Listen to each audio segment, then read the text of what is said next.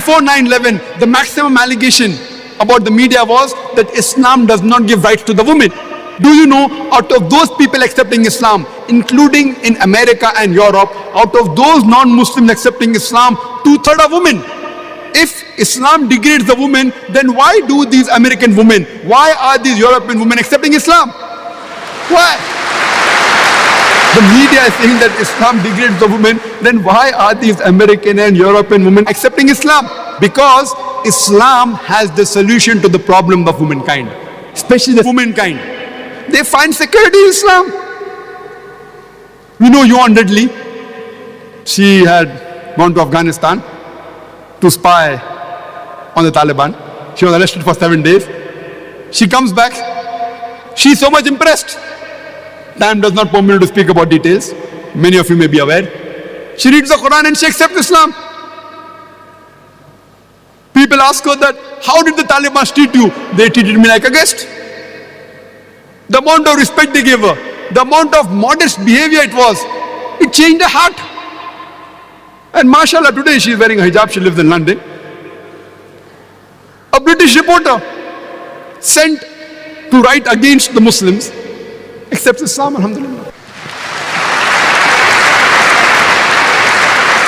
And after 9/11, whenever I go to America and Europe, there are more non-Muslims coming to my talk than before.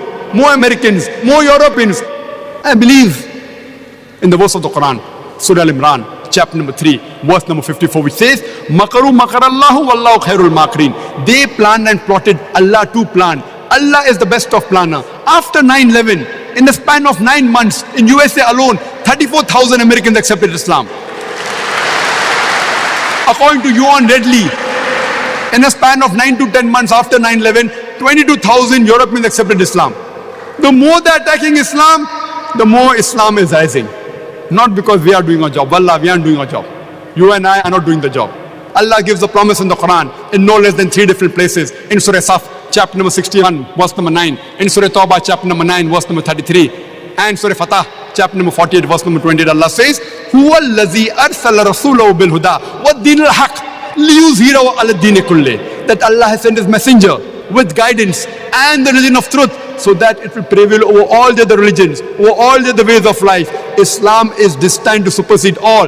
This religion of peace, this religion of haqq, will supersede all the other ways of life. And enough is Allah as a witness. However much the non-Muslim don't like it, however much the mushrik don't like it, Islam is destined to supersede all. Allah does not require you and me the rubbish that we are. Allah does not require you and me. Allah is sufficient to make His deen prevail. He is giving us an opportunity to do a prophet's job and to earn a prophet's reward. He is giving us an opportunity to dawah. This religion is going to prevail. This deen of haqq, this deen of truth, this religion of peace is bound to prevail. And a very good statement was given by Adam Pearson. He says that people who worry that one day nuclear weaponry will fall in the hands of the Arabs, they fail to realize that the Islamic bomb has already been dropped. It fell the day Prophet Muhammad, peace be upon him, was born.